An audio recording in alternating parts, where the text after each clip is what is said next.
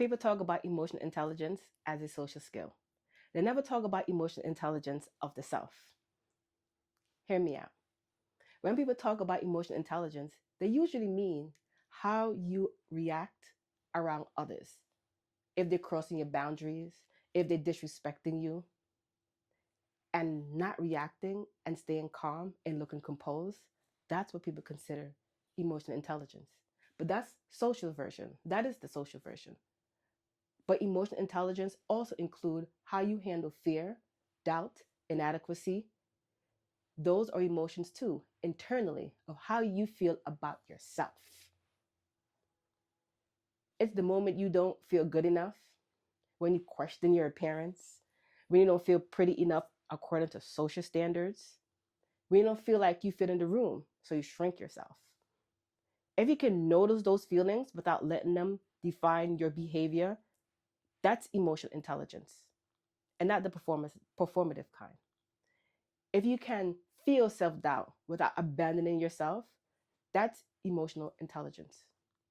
Most people perform confidence externally, while internally living in fear, in comparison, and in survival.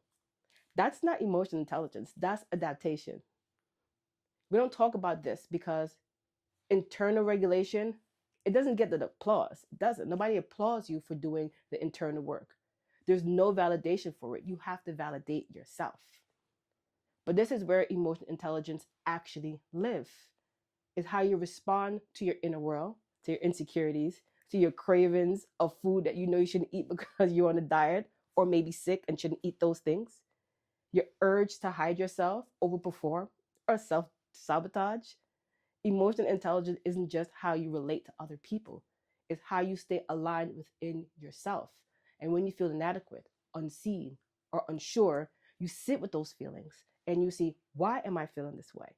Where did these feelings come from? So therefore, you can address how you feel about you inside. So therefore, you can experience real confidence. Therefore, you can experience real emotional security because now you're able to regulate yourself from a place of wholeness, not a place of performance. And that's the part most people leave out of conversation.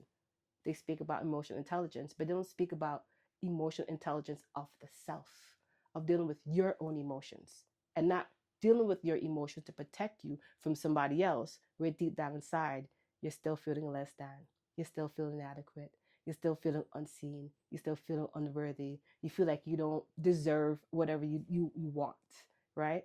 And you doubt yourself and you don't put yourself out there. You don't want to be seen.